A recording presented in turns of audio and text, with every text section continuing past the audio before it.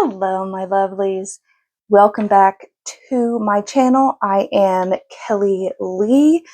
On this channel, I talk about everything spirituality and witchcraft related that I do in my everyday life, as well as aromatherapy, herbalism, and tarot. I am very excited today. This is the first video in a series that I will hopefully do at least like once a month, at least once every couple months. So this will be incorporated into my herbalism aromatherapy series that I started last year. And this is where I show you how to make your own DIY herbalism products, aromatherapy, well, not products because I'm not selling them, but like salves and tinctures and oils and extracts and all of those things. Today, I thought I would do a very simple one. We are just going to do a calendula salve that I actually made for my besties for Christmas, just this past Christmas. And I kept some for myself, but I am almost out. So I need to make myself some more. So I figured, why not bring you along with me, right? So we are going to do a simple calendula salve, okay? What you will need is beeswax. I have organic white beeswax pellets from Sky Organics. You will need beeswax.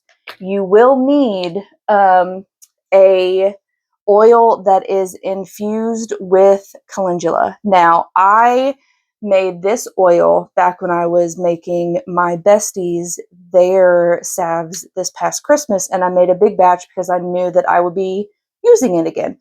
So you can just use basic jojoba, basic almond oil, whatever oil you are comfortable with, if you don't want to do infused oils. But this is a calendula infused jojoba oil. And basically what I did is I took dried calendula flowers, because that is the part that you use on the calendula plant. I filled this jar about halfway up, and then I put jojoba oil, and you want to go past your dry plant material by at least an inch, okay? Maybe inch and a half, so that's why I just did like half, and then just fill it. And then I like to leave a little space at the top so that I can move it and shake it. You want it to sit and infuse for at least 4 to 5 weeks. I did, I think, 6.5, and then I made my products, my salves. I keep saying products, but so you can do this with any type of plant material. You can do it, with red raspberry leaf or chamomile or lavender or whatever you want. You can infuse an oil with it, but I just did calendula, and this is my leftover oil here. So this is what we are going to use today.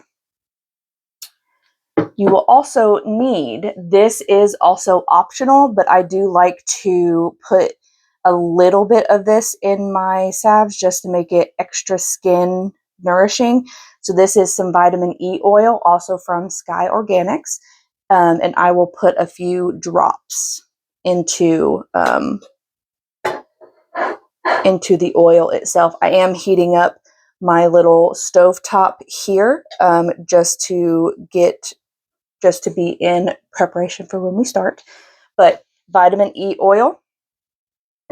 You will need a kitchen scale to weigh out what you are going to be using.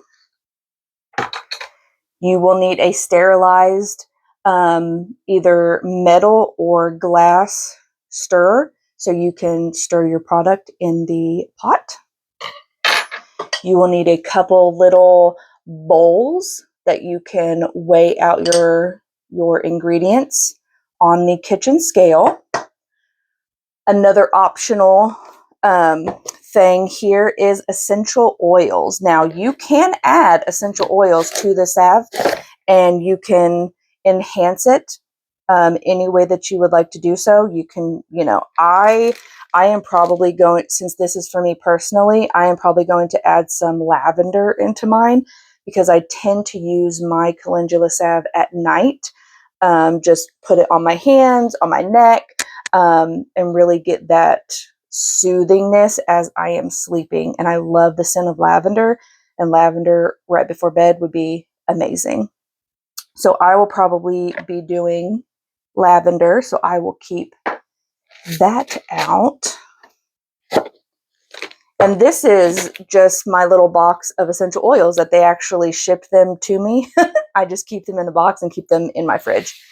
One other thing that is optional, arrowroot powder. So because this is a jojoba oil based salve, it can tend to be a little greasy, a little oily. We are adding beeswax, but that's just to make it a little firm. So one of the things that you can do to take down the oily or greasiness is add arrowroot powder. Now you can start out with a little bit. I always do at least like half a tablespoon in something like this, and then just increase if you need to do so. And if after your salve has solidified and you find that it's still a little too greasy for you, you can always melt it back down, add some more arrowroot powder, and let it solidify again, and then see if that worked. Okay. You will also need a container for your end salve, and what you can use are these little just screw top containers. You can use little metal tins, that you can carry with you, whatever you prefer to use. With these little tins, though, I would keep in mind they do not hold a lot of salve. But if you want to just throw it in your bag and go about your day, this size is perfect. You also want some type of label to put on your container so that you know what it is. If you're like me, you have a lot of like oils and jars and salves and stuff around, and sometimes if you don't label, you will forget what's in them. Trust me. So first off, we are going to get our oil, and I do have my recipe over here. I will leave it down below for anyone who would like to have it. So first off, so my recipe actually calls for at least like 8 full ounces of this. I'm not going to do 8 because because 8 full ounce, it calls for 8 full ounces of this and then 1 to 2 ounces of beeswax. I'm going to be cutting this in half because that recipe will make about 6 jars. I only want like a few. So I'm going to be cutting this in half. So I am only going to be doing 4 ounces of this. So you're going to take your kitchen scale, your little bowl here, and you are going to turn on your scale. And your kitchen scale should have an option. Mine, it's right beside the power button called Tare, T-E or T-A-R-E. And when you put like a bowl down on it, you can hit that and it will zero out and it won't include the weight of the bowl that you put on your. So I'm just going to pour 4 ounces. And keep in mind too, 4 ounces and 4 ounces, it's a lot more than you would think it is. So this is actually 4.1. I went a little over, but that's okay. This is 4 ounces of my calendula infused jojoba oil. So we are going to put that right in the pot here. To the side. And you can use the same bowl for the beeswax pellets. So we will zeroed that out. And then this called, I'm still going to do probably about 1.5 of beeswax. Just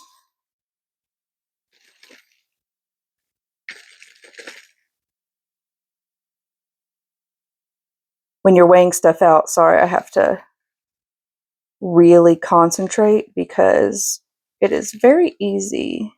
There you go, 1.5. It is very easy to go over. So 1.5 ounces of beeswax we are going to put right in there. And because I use the same bowl, it's a little, so we are going to use our little stirrer here and get the rest of that beeswax out of there. And one good thing is that it will also help you get a lot of the jojoba oil that was in there.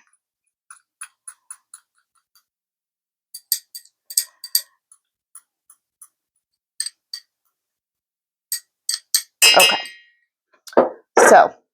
so we have our calendula infused jojoba oil, we have our beeswax, and what I am now going to do is I am going to add a little bit of vitamin E oil. And that's also why I didn't have the beeswax, is because I am putting a little bit of vitamin E oil in there. I still want a little bit of beeswax.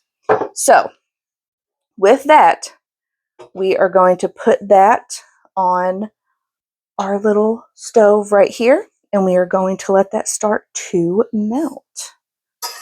Now, this is the part that takes patience because it can take a minute for all of that, for all the beeswax and all of that to melt. So while that is melting and getting all intermixed together and becoming all beautiful, I am going to tell you a little bit about calendula. So I do have my handy dandy little book here. Move this out of the way. So calendula, and we are going to be focusing on the skin aspect. Calendula is also good as a digestive as well, but since we are doing this in a salve and it's for like our skin and our hands, I'm going to be focusing on the skin. So calendula itself is an anti-inflammatory, antimicrobial, antispasmodic. It's a hemostatic, a lymphatic, and a vulnerary. Calendula is a powerful wound and tissue vulnerary used both externally and internally. Now this is a monograph that I am using that I got from the Herbal Academy, and that is where I got all of my certificates and all of my herbal studies. I did purchase this from them, and this is a monograph that they worked up. I refer to these books a lot, as well as my other herbal books that I have, but let me continue. It has long been used to soothe cuts, burns, bites, sprains, bruises, rashes, sunburns, and abrasions due to its antimicrobial, anti-inflammatory, hemostatic, and vulnerary actions. Calendula contains salicylates, so works as an analgesic to help ease the pain associated with wounds and skin irritations. Calendula also soothes itching and may even soothe the pain of nettle stings. Calendula can also be used to help old scars. It can help influence wound healing, scar healing, things of that nature. It is a very beautiful plant that I love working with. So let us check in. And every so often, you just want to stir things up a bit.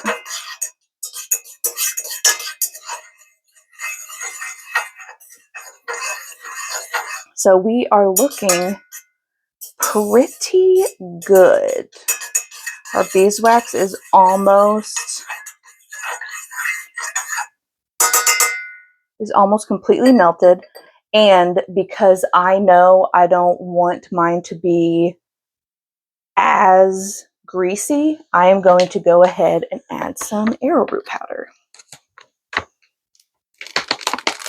Now, be careful when you open arrowroot powder bags because It is legit just powder, so it can go everywhere. I had that happen to me here recently. It took a long time to clean up, but I am going to be using a 1 tablespoon measuring thing here, which is 15 milliliters, because I know that I want this much of arrowroot powder in there. So you just gotta boop, boop, measure that out. Put that in. We're going to close this because if I drop this, I will be very upset at myself. And then we are going to stir that in. I will also take it off the heat just while I'm stirring in the arrowroot powder. And it will like foam up a little bit once you add the arrowroot powder, but that's perfectly normal.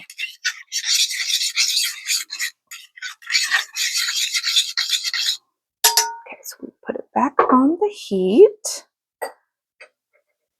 Let it sit there a little bit. Okay, now we are going to prep our jars. So I like to just open them all up, put them side by side. It should only, I'll open 4 just in case. Because as with anything, sometimes you have extra, sometimes you have less. I'm going to open 4 and see how many that fills. But while I'm going to take that off the heat, turn that off, and then we are going to add our lavender.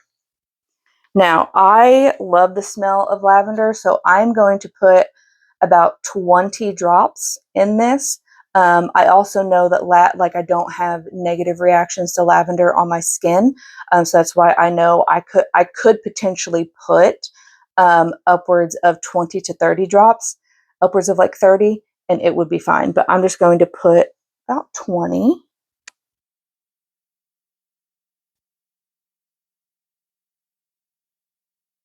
Okay. So lavender does come out very quickly from its jar. So that is also one thing about making things that you have to pay attention to. Sometimes the essential oils come out very fast. Sometimes they come out very slow. And it's a quest in patience. So now that that is done, I am actually just going to take what I used to scoop out the arrowroot powder. I'm just going to clean it off a little bit. The arrowroot powder. And then I am just going to, looks like the arrowroot powder is not fully mixed, so we're just going to, sorry if that scraping is a little,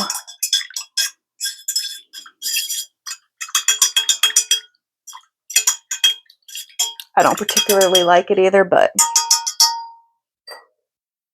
you want to have stainless steel and or glass so that things can be sterilized and things can be kept clean. So this is a part that I always make a mess on, but we are just going to take little scoops and put them into our containers here. And now you want to leave a little room at the top just so as it cools down, if it wants to expand a little bit, it can do so.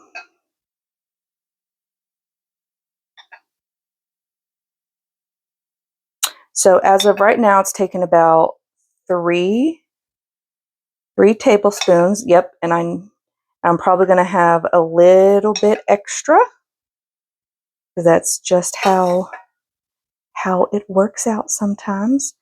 I may try to, yes, we're just going to add a little bit more to each.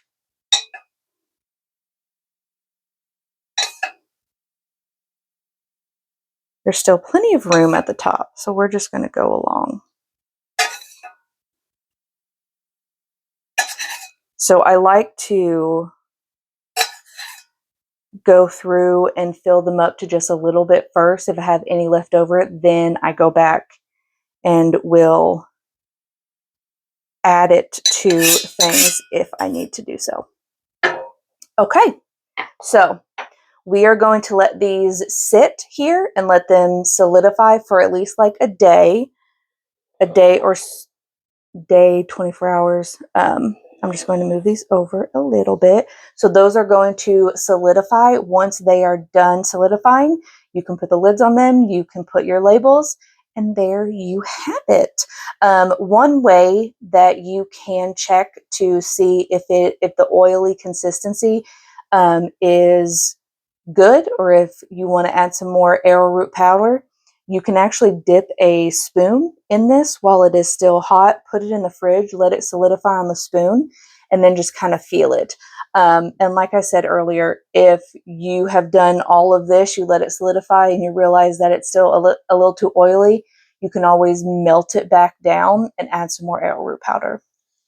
So there you have it. There is your little calendula salves right there. Thank you for watching my video and hanging out with me. I hope you found this illuminating, and I hope you feel like it's easy to do, because it is easy. You do have to have, you know, the accoutrement to do it, but it is easy. It is very accessible. I get so like my vitamin E oil, my jojoba, some of my stuff I get from Walmart, or, you know, Walmart or somewhere else, because it is accessible. It is on the cheaper side while still being a good quality product. But yeah, I had a lot of fun doing this video today. I can't wait to do more for you all. Once again, thank you so much. If you stayed till the end of this video, please like, subscribe, do all of the things. I want to continue teaching and sharing my knowledge and showing people that it's not, it can seem intimidating, but it's not something to be scared of doing. And you can have a lot of fun, and you can make things for your family and friends. Like these, I will probably give one of these to one of my friends. Not my bestie Katie, because she doesn't care for the smell of lavender, but my brother's wife and my best friend Cindy, she does. So she may be getting one of these as well. So thank you so much for watching. I wish you blessings and growth, and I'll see you next time. Bye.